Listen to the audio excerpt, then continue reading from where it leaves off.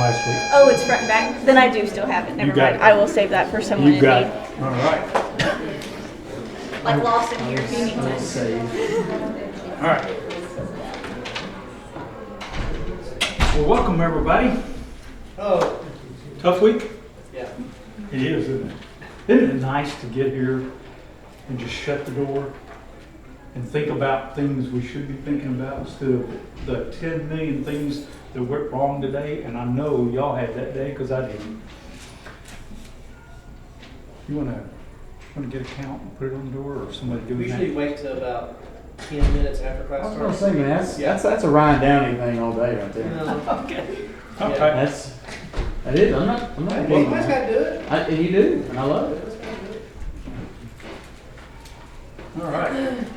I always like to start my classes with a prayer, and I've been gracious enough, Carter's offered to do that, and we're going to let him do that, please. Dear Heavenly Father, thank you for this day. Thank you for another day you have given to us. Thank you for the sunshine and the rain. Be with them by that sick or traveling, and watch over us as we go throughout the rest of the week. And thank you for your son dying on the cross. In Jesus' name, amen. Thank you. All right, so we've been talking about friends, and if anybody wasn't here last week, we probably overdid it a little bit on the good and the bad and all that about friends. Got to tell a lot of stories. This week I want you guys to do a little more talking. Last week we opened up Proverbs, and we talked a little bit about Proverbs being the wisdom books and what it had to say about friends.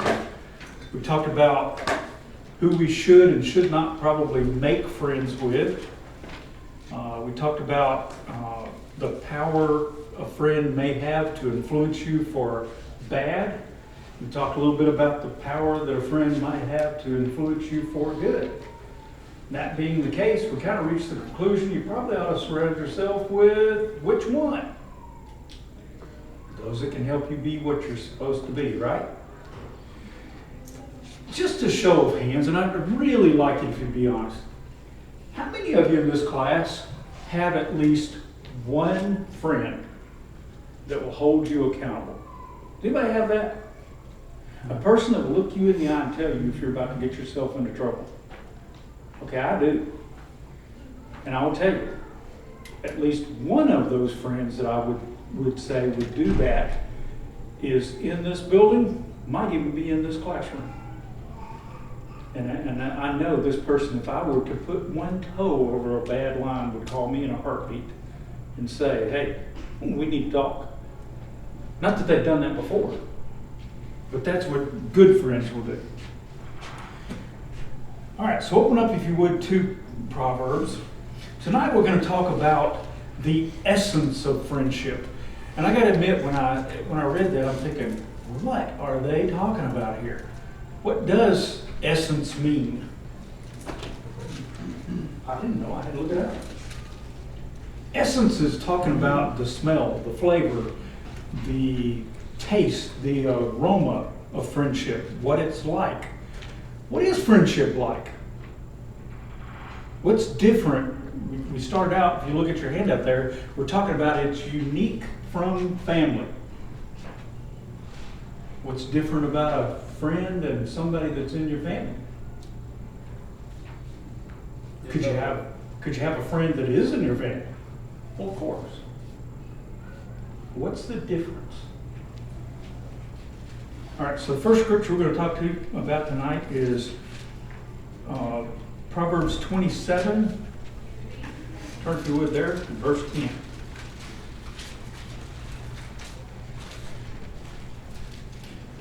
It's the second half there, well, you can read it. It says, better is a neighbor who is near than a brother who is far away. Proverbs 17 and 17, and we're going to talk about this one quite a bit. A friend loves at all times, and a brother is born for adversity. All right, so there's two little comparisons there about a friend versus family. Right. What's the difference between a friend and a family member? A lot of times I'll tell friends stuff that I would never tell family. What? You don't have thought about that one. That's a good one. Man, he thinks outside the box. Does anybody in here have a friend that you would consider closer than one of your siblings? Yeah. I was gonna say, like, when we get older, basically kind of get out of high school, college age, and we become more, we tend to be closer with our friends. We gravitate more towards those that we have things in common with, and even though we love our family, and they're always there for us, for the most part, just generally speaking. Yeah. But you know, sometimes there may be personality clashes within family, you know, and friendship bonds can be stronger over time than sometimes family bonds can. Okay, So- that's a great point. Why do you think that is? Why do you think sometimes there's family adversity where there may not be between you and a friend? Okay, I'm gonna pick on somebody because they're in the class. Joey, have you ever said anything to one of your kids here with no filter attached to it? Okay, then I'm gonna ask them. Has your dad ever said anything to you with no filter attached to it? In other words, he just said what was on his mind, didn't he? Okay. Do you know I'm his friend and he's never said anything without a filter on it to me? That proves he likes me better than he likes you all. No, I'm kidding. To Curtis's point there, sometimes we do that. With our friends, we may have some filters, or sometimes our feelings don't get put on our sleeves. We feel like we can be open with them and we don't want to hurt their feelings. Yeah, sometimes with family, we're more blunt, though, than we are with our friends. Let me ask you this question. Sometimes I venture off the notes. I'm sorry. It's just where my mind goes. Tell me what's the difference between this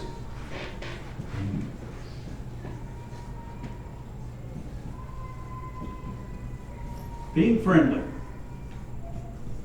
or being a friend. What's the difference?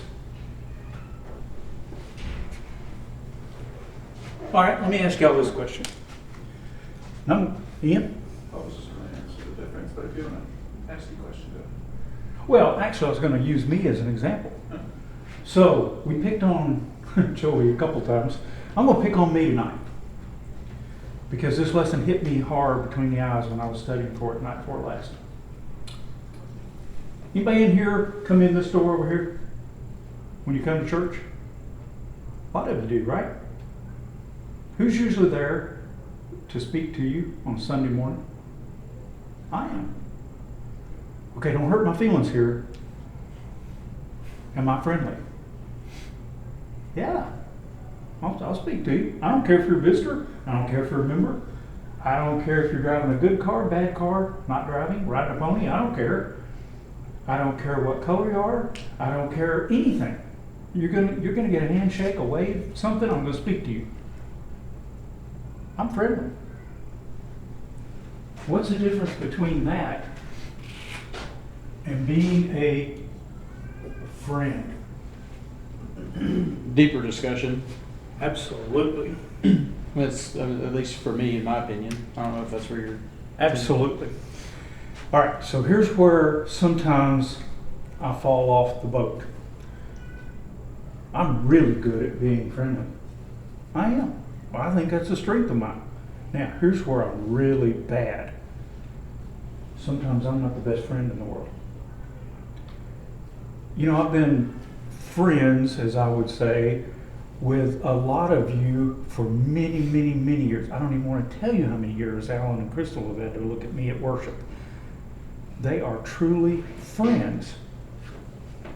But how many times have Alan and Crystal called me to say, hey, we need your help? A true friend, we would do that kind of thing. I'm wrong for that.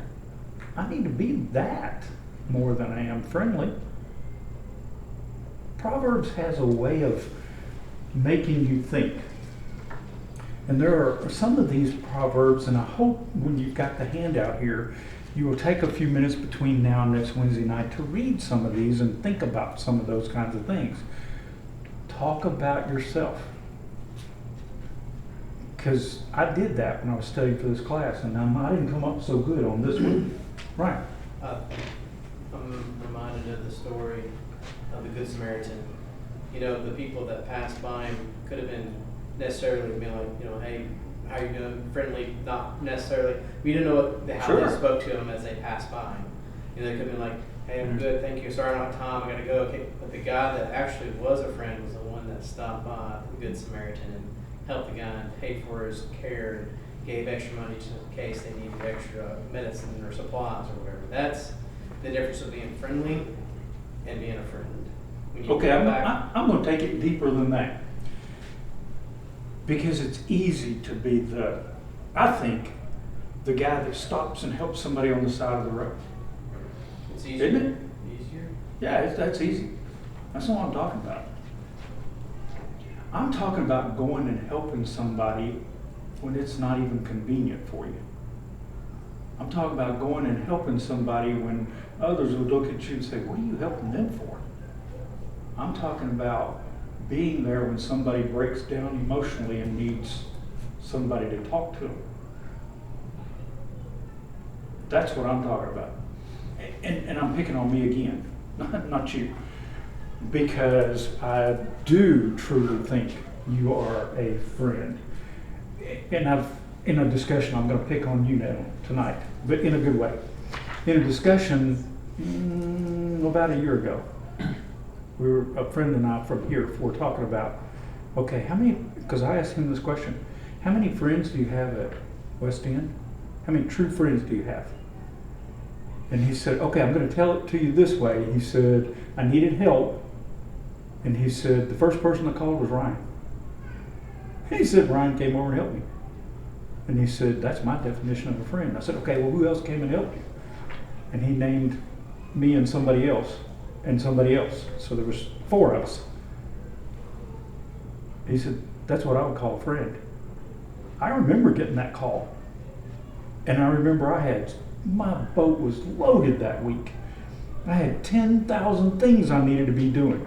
But this friend called and said, man, I need some help. Can you help me tonight? That's a friend. It wasn't convenient. Guess what? When I got there, I wouldn't have wanted to be anywhere else. Because I got to spend 4 or 5 hours with 3 or 4 people helping in a way that was cool. That was neat. We bonded over some work that we did.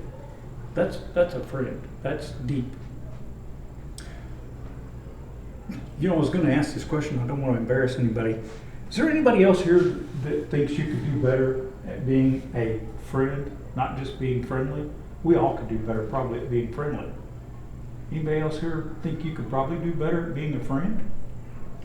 Yeah, and I mean, I think the pendulum swing we always talk about, and what Ryan made me think of, and his example is sometimes we kind of blend the two about being friendly and you overstretch yourself. And I'm sure you all talked about the power for bad and power for good last week in that. But I mean, if you not have too many friends, but you know, you kind of lower that pool, right? When you say yes too many times, you overstretch yourself. You can't be a good friend. I mean, you can't really help someone in need if you kind of overcommit. So I mean, those boundaries and those pendulum swings that we talk about, you know, sometimes over friendly and over committing, and then you're really not there for someone in a time of need. Could be. Got to have some common sense. I mean, that's where I can be good at. Like a lot of times I'm like, oh yeah, sure, I'll help or whatever. And then the next thing you know, I'm kind of all over the place and not really quality, I guess you could say, more quantity. That's what we're talking about. Ian. I think being a friend is also you're establishing a level of trust between them. So being a friend is not necessarily it doesn't mean I'll be there for you every single time. It also means I will tell you when you are, I will stop you if I think you are going too far on something, or I will intervene. So, you know, it's not also necessarily what you do, but what you prevent somebody else from maybe doing. Sure can be. Let me ask y'all this question in this way. As I was reading and studying this, it was talking about the unique differences between friend and maybe even family. I happen to think of it this way, and you don't answer this one out loud, but think of this yourself. Would it surprise you if someone in this congregation that you barely knew said you were their friend? Man, I have to think about that. Yes, it was. Yeah. I'll answer that. There's some people here, I would love to be considered their friend. I'm very friendly with them, do anything in the world for them, but I'm not sure I'm their friend, and I don't know why. Being a friend takes exactly what Ian says, takes a lot of trust back and forth between the two. But it takes time, commitment, effort, those things. Proverbs 18:24. You know, Lawson kind of hit on this. He says, rare, a man of many companions may come to ruin, but there is a friend who sticks closer than a brother. It's kind of under the heading of the uniqueness of differences between family and friends. But what he was talking about there, if you spread yourself too thin, you've got too many you're running. And when I say it comes to ruin, you may spread yourself a lot thinner. But if you form true friendships, and I hope we would all say after last week that we would try and form those friendships among people here. They're deep, they're lasting, they're trusting. That friend will stick closer to you than a brother. From your life experience, what causes people to choose their friends? I'm going to pick on Emily for a minute. Emily, my perception of you is you have lots of friends. You know why? I see you talk to everybody. How do you choose your friends? A lot of times it's common between with Christ, having a relationship with Christ. We know that we already have a special bond. And so having that special bond already connects us. That's a great place to start. Now, how do you choose your closest friends? Okay. I think what we value is very similar. Not that everybody doesn't value the same things I value, but how strongly we value certain things. Okay. Draws me to certain people closer than others. All right. Spencer, how do you choose your friends? Well, it's things we have in common. Okay. Church has always been a big thing. Sometimes it's coworkers. Proximity plays a big role in it. You know, where you sit in the congregation, you know, you kind of socialize a little bit more with that guy that sits next to you rather than those people on the other side. That's true. That's a good point. Have any of you ever had a friend that you were super close to, and then you moved away from each other and you were separated for many years? Then you run into that friend somewhere, and it's instantly you're back where you were. Anybody have that? That's a cool feeling, isn't it? You know where I have that most? I have that feeling most. I had that feeling most. Two places. When I went to Camp Tennessee to take my daughter, oh man, I saw parents from everywhere that I knew when I was here at Western that were Christians, and we all worshiped together. And then when I took Reagan to Florida College, some of the parents were dropping off their kids, and instantly we were back friends like we were before. Why? There was a common bond, trust. We built it on what we should have, faith. Now, the next point here is talking about building blocks to friendship. So you've got that handout. Flip to it. This is exactly what we're getting ready to talk about. It says, a friend loves at all times. And that was Proverbs 17:17. If you look at Proverbs 18:24, it says, a man who has friends must himself be friendly, but there is a friend who sticks closer than a brother. Wow, if you're going to have a friend, you got to be a friend. Where I was headed with this is, that constancy, and what that means is being constant, being consistent, being, okay, we formed that by the group of people that I worshiped with, and I saw those same people at worship 3 times a week while I was here at Western. Right? I tell the high school, middle school class when we teach, your current friend circle seems so important to you right now. Absolutely. But when Emily and I got married, not a single person that I went to high school with is in our wedding. It was all guys from here or of the church. Yeah, I'm still hurt I wasn't asked to be in it, but that's okay. Well, we can work on that. Yeah, they can like a, Well, they can, we when they can- renew the vows or we something. can renew the Maybe, vows. yeah, maybe you can be in that one or something. I'm pretty sure you was invited. Yeah. But I mean, that's a true story. I mean, your current friend circle seems so important to you right now. But eventually, those friends will move away. And their values won't align, and your true people that you run with, or your true friends, are going to be people from here. I think that's a whole lot of what we're going to wrap this up with saying. Be friendly, be friends, not friendly, be friends with these people you've chosen to worship with. Brandon and I got to teach the middle school class, and that was one of the things that we tried to bring out. Hey, this group of friends that you've got around you here, make these people your I don't even know how we said it, your best friends. Make these your closest friends. Hold on to each other. Because you know what? It's likely that that group, when they're middle school, some of them are going to fall away as they age. If y'all are close and tight, you're going to be the ones to pull them back, more so than their parents, more so than the preacher, more so than the elders. It's going to be that circle of friends. And we taught that to the middle school. How much more is that important at college age? It just keeps getting more important. And I can remember not being at worship because of some things that happened at home when I was here at Western. The elders didn't call me. The deacons didn't call me. The preacher didn't call me. That group of Christians that I worshiped with, there was a dozen of them called and said, hey man, you haven't been to church for a couple of weeks. Where you at? Man, that was neat. You know what? And I was embarrassed that it wasn't that I chose to miss. It was something that had happened back home that I needed to be home for.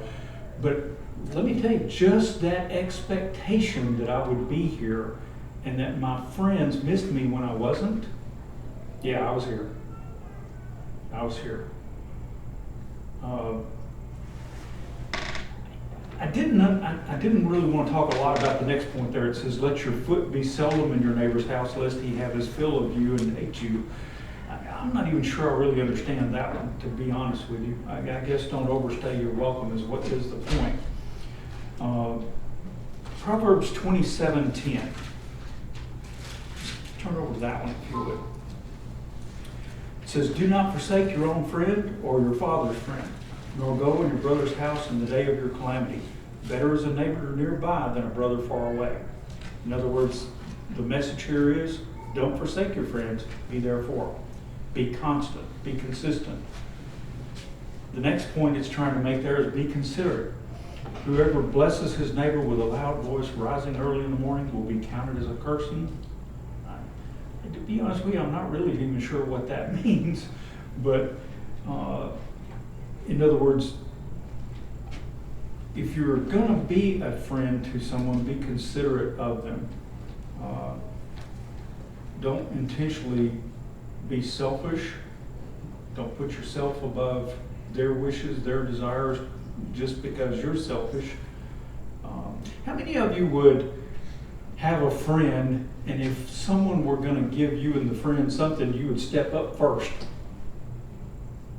That's not very considerate, is it? You'd want your friend to. If you truly love them as a friend, you'd want them to have it, right? That's kind of what it's talking about here.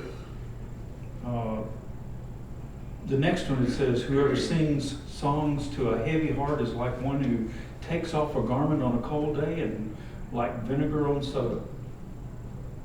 I don't know that I've ever had vinegar on soda, but I'm assuming there when they say that someone that takes off a garment on a cold day is somebody's giving you their coat off their back.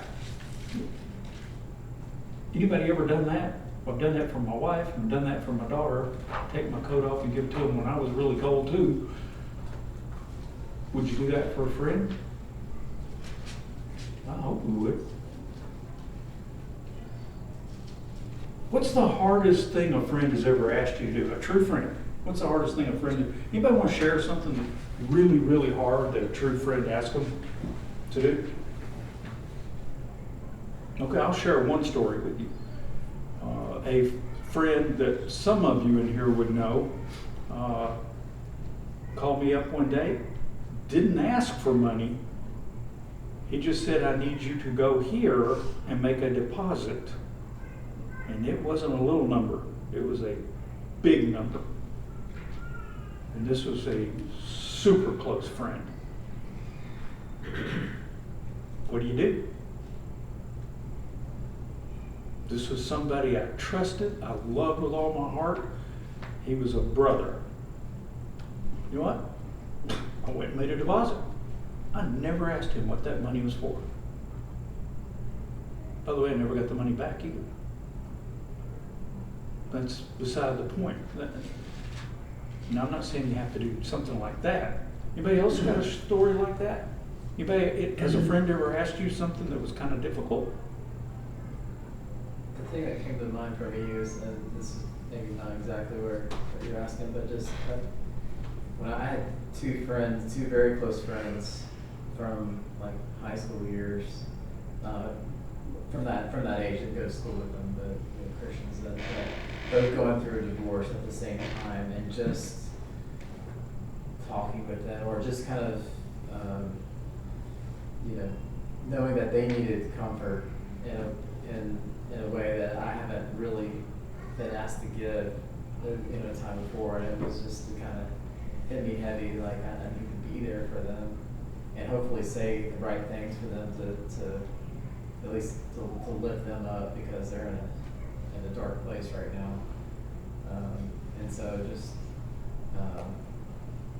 I'm going to tell you.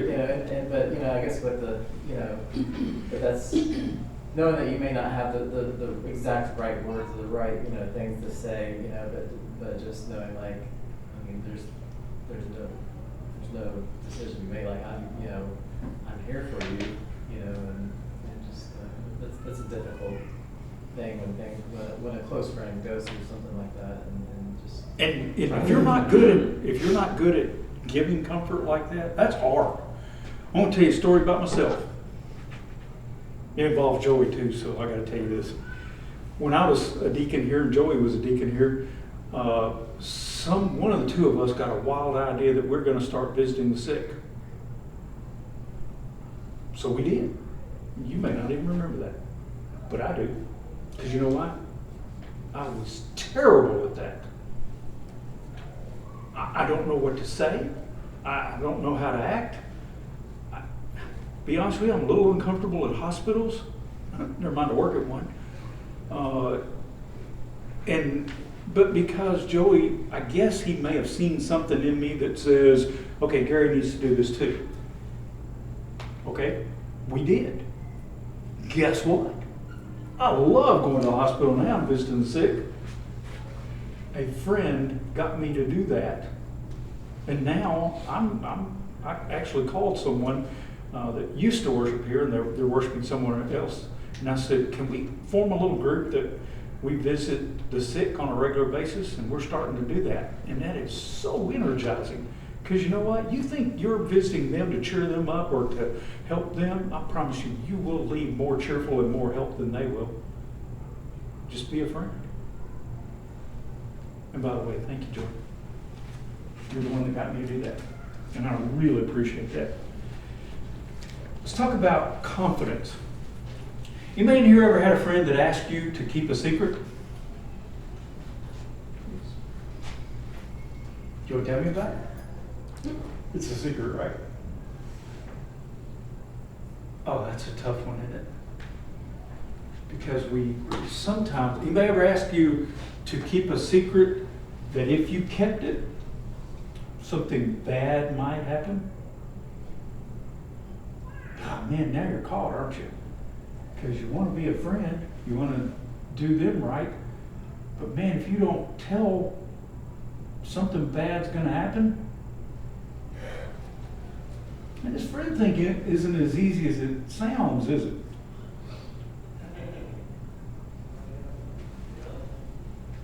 What about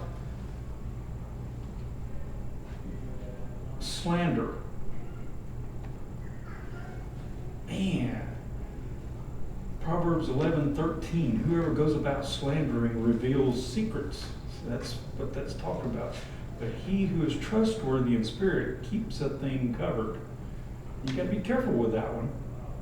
Sometimes I think we can use scripture to tell us whatever we want it to say.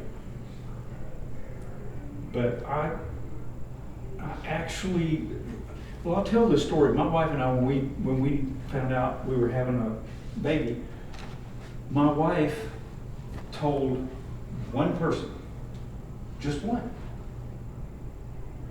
That person announced it, and she asked this person who was a friend not to tell anyone just yet. We weren't ready to make an announcement. That person announced it at a get-together within just days, where there were 40, 50, 60 of our closest friends.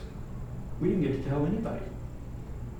To this day, my wife still steamed about that, and my daughter's 27 years old. So if a friend is asking you something like that, keep it in confidence. Keep it in confidence. Now, you got some decision to make if it's something bad's going to happen. You're going to have to figure that one out on your own.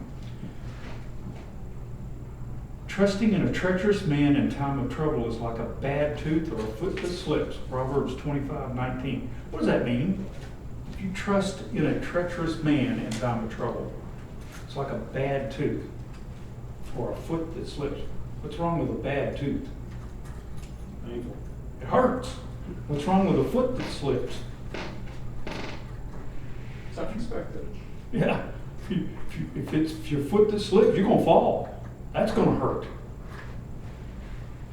What does that have to do with being a friend?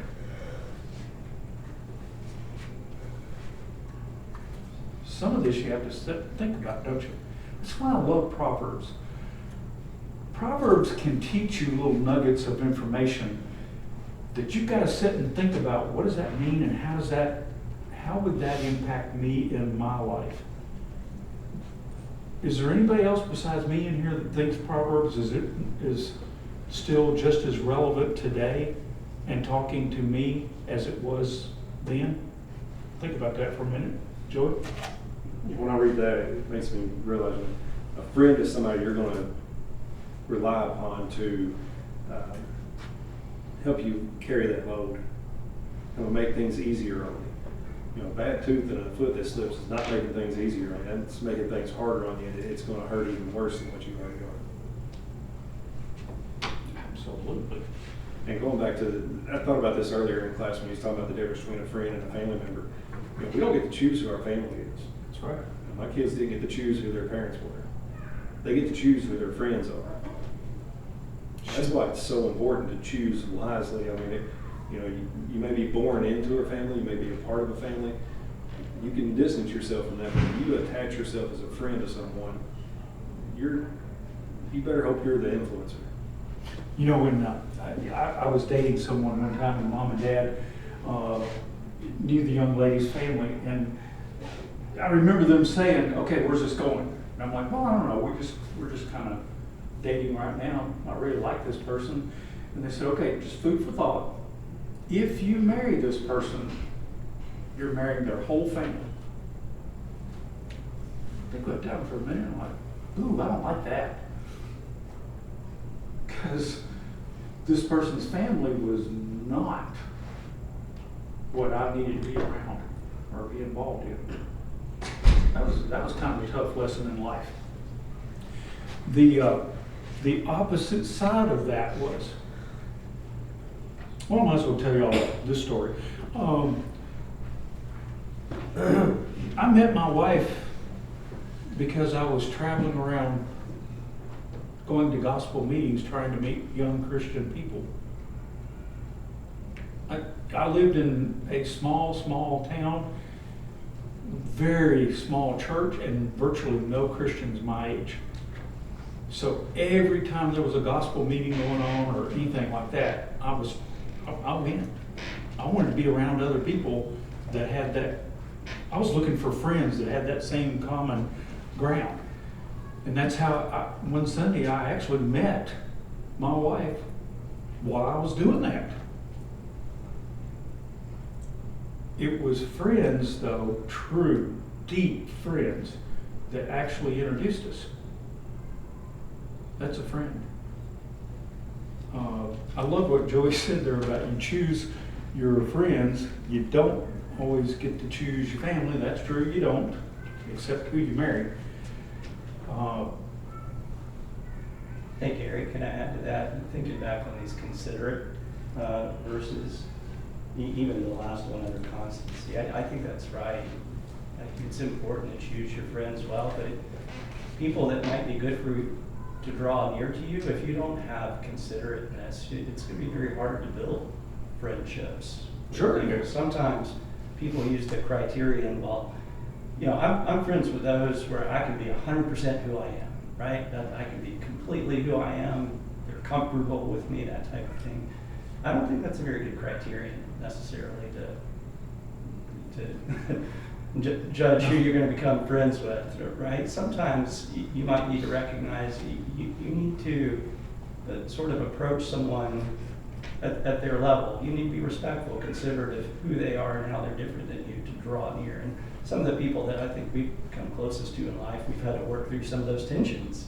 Sure. And where we're different. But if we really want to draw good people to us, they might be different than us. We might not be able to be 100% who we naturally want to be. I just think that considerateness is so important.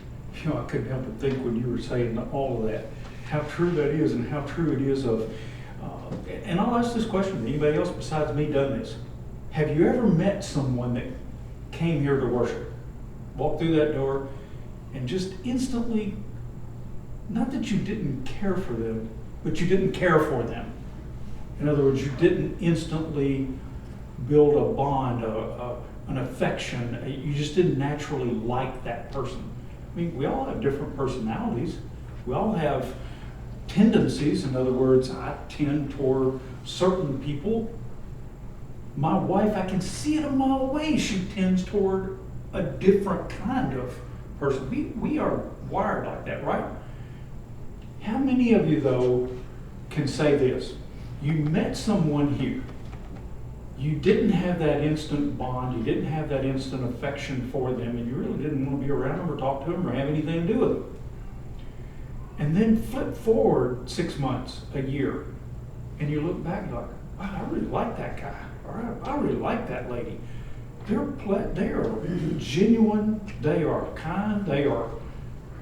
I've got to say, that has happened to me more than I'd really like to admit it. Now, my wife tells me that if I'm driving down the road and a truck in front of me is throwing out stray animals and kids and whatever, I'm going to stop and pick them all up because I'll make friends with anything and anybody. That's probably more true than I would like to admit. I'm going to try and work a little harder after teaching this class on not just being that, but being that. I want it to be deeper than that. I wish I knew every one of you here. And I'll pick on Ian for just a minute. Ian and I have gotten to know each other through, we've had 4, 5, 6, 8 classes together over the last 3 or 4 years. I wish I was close enough to Ian that he felt comfortable to call me, because I'm an old gray-headed guy here now. I still can't believe that, but I am. That he would feel comfortable enough to say, wow, man, I've got myself in a mess, Gary. Have you ever done this? What would you do? You know how good that would make me feel that he trusted me enough to ask me that? I mean, he's my brother. Why wouldn't he? Why wouldn't we have that kind of relationship? I'm embarrassed to say I don't with every one of you. But I can tell you this, if you're here I genuinely care about you and I want that relationship. I just sometimes don't know how to get across those barriers to build it.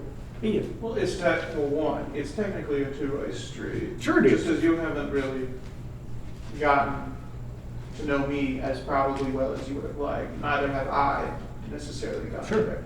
But it's also, there is a sense like, you are gonna, it takes work to go to everybody. You're not gonna get to everybody every time. And there are some people who just don't want to be friends with you, even if you be friendly with them. There are some people who Absolutely. you just kind of have to say, all right, I just don't think this person wants to be a friend to me. And there are certain boundaries we have to recognize too. For instance, I'm an old, gray-headed married guy. It might be inappropriate for me to try and be that friendly with a teenage, unmarried girl. We gotta be careful with some of it. What's the point of this whole class? Okay, so this week, we've been talking about friends. We talked about the good, the bad. Tonight, we're talking about how do you build those building blocks and consistency, and how do we build the deep friendship instead of being just friendly and those kind of things. If I could wrap it up with a big old bow on it, I would probably tell you, pick people here that have chosen to worship God with you in unity and spirit. Pick those people to build your life around. I can't tell you what it's like to get out on even just the golf course. I can play golf with anybody I want to play with. You know what? I play with Lawson. I play with John Whitaker. I play with Joey Cade. Why? When I'm out there with them, man, I got no worries. I have nothing to worry about. They're true friends. I can talk to them about things that are bugging me. It's just easy. Right. Being a friend, one of the things that we have to do is be hospitable and be willing to invite people into our homes. And it's such an important thing that it's a requirement of an elder. One of the requirements of an elder is that he has to be hospitable. And the reason that you are hospitable is because that's when you get to know people. Mm-hmm. And we can have an instant connection, but if I'm not going to put the time and effort to break bread with you and to get to know you, then it's always going to be surface level. And me and him were talking the other night. We were having a last teens in the green meeting, and we have these communal tables and chairs that we use, and it's just like we just said, how nice is it to have somebody that's just right down the road and where you can go on and say, I need 15 chairs. Oh yeah, or hey, I need your saw this weekend, or I need to borrow your impactor. Like we have that. Like they know my code in my garage, and I know the code in their garage. And if there's something in there they need, all they got to do is come get it. Yeah. And that's friendship. Like, hey, what's mine is yours, and what's yours, and the kind of, you know what I'm saying? It's like if you So need it's not that, the if you point need to about borrow my physical impactor, things. come get it. Right. And so there's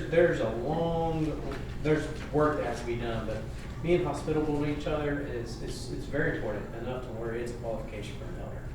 True. And I don't care if you're male, female, or whatever. We should all have that standard. Ian? No, I was going to take too long. Okay. So, ask a crazy question here. This 2, 3, 4 weeks from now, it's going to be a new semester here at Western.